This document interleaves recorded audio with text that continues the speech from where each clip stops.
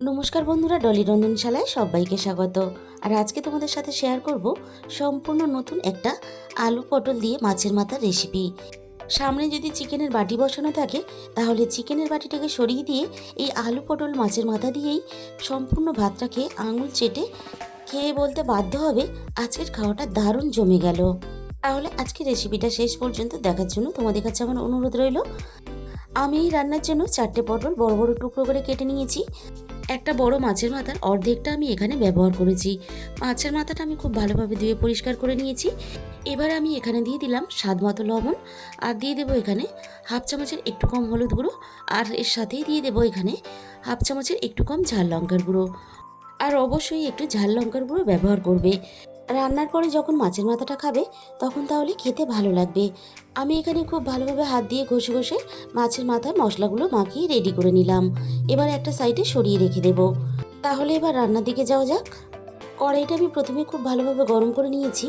এবার আমি কড়াইয়ের মধ্যে প্রয়োজন মতো সর্ষের তেল দিয়ে দিলাম। সর্ষের তেলটা দিয়ে অবশ্যই রান্না করার চেষ্টা করবে।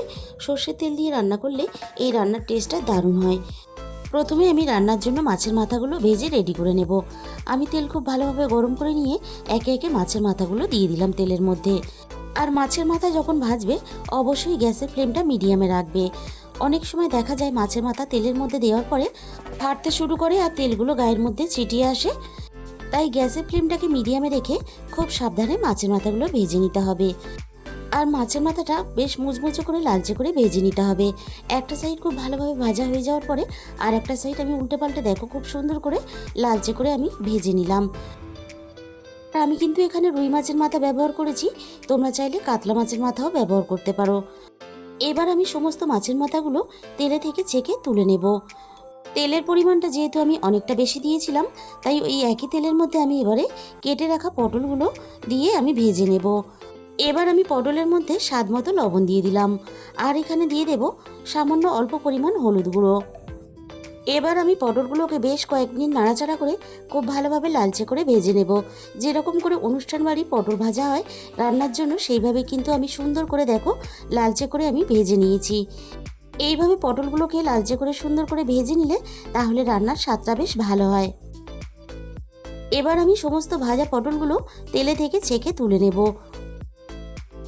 সমস্ত পটলগুলো তুলে নেওয়ার পরে বাকি যেটুকু তেল আছে সেই তেলেই কিন্তু আমি কেটে রাখা আলুগুলো দিয়ে ভেজে নেব। আর চেষ্টা করবে এইভাবে এই রান্নার জন্য আলু আর পটল আলাদা আলাদা করে ভেজে রান্নাটা করার। আলুগুলো আমি 2 থেকে 3 মিনিটের মতো একটু নাড়াচাড়া করে ভেজে নেব। আলুগুলো একটু নাড়াচাড়া করে ভেজে নেওয়ার পরে আমি আলুর মধ্যে স্বাদ মতো লবণ দিয়ে দিলাম, আর আমি আলুর মধ্যে সামান্য পরিমাণে একটু হলুদ গুঁড়ো দিয়ে দেব। লবণ আর হলুদটাকে খুব ভালোভাবে নাড়াচাড়া করে আলুর মধ্যে মিশিয়ে দিয়ে আলুগুলো ঠিক একইভাবে পটলের মতো করে লালচে করে আমি ভেজে নেব। আর যে যেরকম রান্না সেই রান্নার হিসাব করে সবজিগুলো ভেজে নিয়ে রান্না করলে তাহলে রান্নার স্বাদটা কিন্তু অনেক বেশি ভালো হয়। সমস্ত আলুগুলো আমি খুব ভালোভাবে লালচে করে ভেজে নিয়েছি। এবার আমি সমস্ত আলুগুলো তেলে থেকে ছেঁকে তুলে নেব। বাকি যেটুকু তেল আছে সেই তেলের মধ্যে আমি আরও একটু তেল যোগ করে দিলাম। তবে তেলের পরিমাণটা তোমরা তোমাদের নিজেদের মতন করেই ব্যবহার করবে। তেলটা খুব ভালোভাবে গরম হতে আমি এখানে ফোড়নে দিয়ে দিলাম অল্প একটু গোটা জিরে। একটা মাঝারি সাইজের পেঁয়াজ আমি ছোট ছোট করে কেটে রেখেছিলাম। ফোড়নের সাথে আমি প্রথমে পেঁয়াজ কুচিগুলো দিয়ে দিলাম। এবার আমি পেঁয়াজগুলো নাড়াচাড়া করে ভেজে নেব। আর পেঁয়াজ এখানে এই রান্নার জন্য একেবারে লালচে করে মুচমুচে করে শক্ত করে ভাজা যাবে না। পেঁয়াজগুলো এরকম একটু লালচে করে নরম করে ভেজে নিতে হবে। পেঁয়াজগুলো আমার ভাজা রেডি হয়ে গেছে। এবারে আমি এখানে পরিমাণ মতো আদা ও রসুন বাটা একসাথেই আমি দিয়ে দিলাম।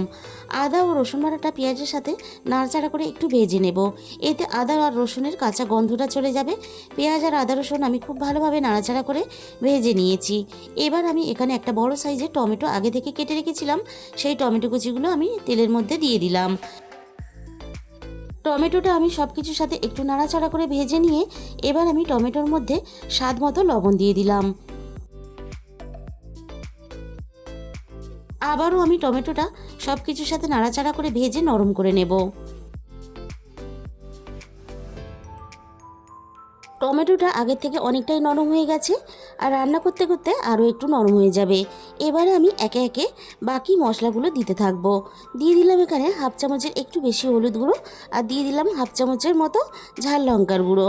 এবার আমি এখানে দিয়ে দিলাম হাফ চামচ পরিমাণ ধনে গুঁড়ো আর দিয়ে দেবো এখানে হাফ চামচের একটু কম জিরে গুঁড়ো। এই রান্নাতে আমি জিরে গুঁড়োর থেকে ধনে গুঁড়োর পরিমাণটা একটু বেশি ব্যবহার করলাম। এবার আমি এখানে সামান্য পরিমাণ জল দিয়ে দিলাম যাতে না মশলাটা পুড়ে যায়। সমস্ত মশলা আবারও একসাথে খুব ভালোভাবে নাড়াচাড়া করে মিশিয়ে দিয়ে মশলা থেকে যতক্ষণ না তেল ছাড়ে আমি এখানে মশলাটাকে কষাতে থাকবো। মশলা খুব ভালোভাবে যত কষাবে এই রান্নার স্বাদ কিন্তু তত বেশি ভালো হবে। মশলা আমি খুব ভালোভাবে নাড়াচাড়া করে কষিয়ে নিয়েছি। মশলা থেকে তেল ছাড়তে শুরু করে দিয়েছে।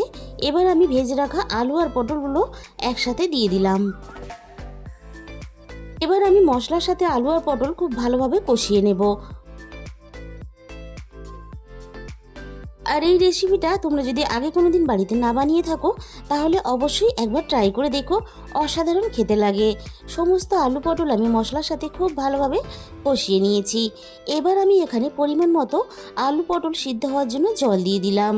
রান্নাতে জলের পরিমাণটা একটু কম মনে হয়েছে, তাই আমি আরও একটু জল দিয়ে দিলাম। জলের সাথে মশলাটাকে খুব ভালোভাবে নাড়াচাড়া করে আমি মিশিয়ে দেব। আর আলু আর পটল আমি খুব ভালোভাবে সিদ্ধ হতে দেব। আর কিছুক্ষণ পরে আবারও একটু নাড়াচাড়া করে নেব। আর আলু পটল এখানে খুব ভালোভাবে সিদ্ধ হয়েছে কিনা দেখে নেব। আলু এখানে খুব ভালোভাবে সিদ্ধ হয়ে গেছে আর পটলটা যেহেতু আগে থেকেই খুব ভালোভাবে ভাজা ছিল পটলটাও সিদ্ধ হয়ে গেছে। এবার আমি ভেজে রাখা মাছের মাথাগুলো দিয়ে দিলাম। আমি মাছের মাথাগুলোকে মিনিট 10 মতন আরও একটু রান্না করে নেব। আর রান্নাটা কতটা লোভনীয় দেখতে হয়েছে সেটা তোমরা দেখেই বুঝতে পারছো। এবার আমি এখানে রান্নার মধ্যে দিয়ে দিলাম হাফ চামচ পরিমাণ গরম মশলার গুঁড়ো। গরম মশলার গুঁড়োটা দিয়ে খুব ভালোভাবে নাড়াচাড়া করে আমি মিশিয়ে দিলাম। এবার আমি সব শেষে এখানে দিয়ে দেব অল্প একটু ধনেপাতা কুচি। আর বাড়িতে অবশ্যই একদিন ট্রাই করে দেখো এই রান্নাটা, আমি তোমাদের কথা দিলাম তোমাদের ভালো লাগবেই। তাহলে বন্ধুরা আজকের এই রেসিপিটা ভালো লাগলে প্লিজ একটা ভিডিওতে লাইক করে দিও আর প্রচুর প্রচুর নিজেদের বন্ধুদের মধ্যে শেয়ার করো। আর আমার চ্যানেলে যে সমস্ত নতুন বন্ধুরা এখনও পর্যন্ত আমার চ্যানেলটাকে সাবস্ক্রাইব করনি, আমার চ্যানেলটাকে সাবস্ক্রাইব করে পাশে থাকা বেল আইকনটা অল করে দিও। তাহলে আমি যখনই কোনো নতুন রেসিপি আপলোড করব সবার আগে তোমার কাছে পৌঁছে যাবে। আর তোমাদের মূল্যবান সময় দিয়ে আমার এই রেসিপিটা শেষ পর্যন্ত দেখার জন্য তোমাদের সবাইকে অসংখ্য ধন্যবাদ।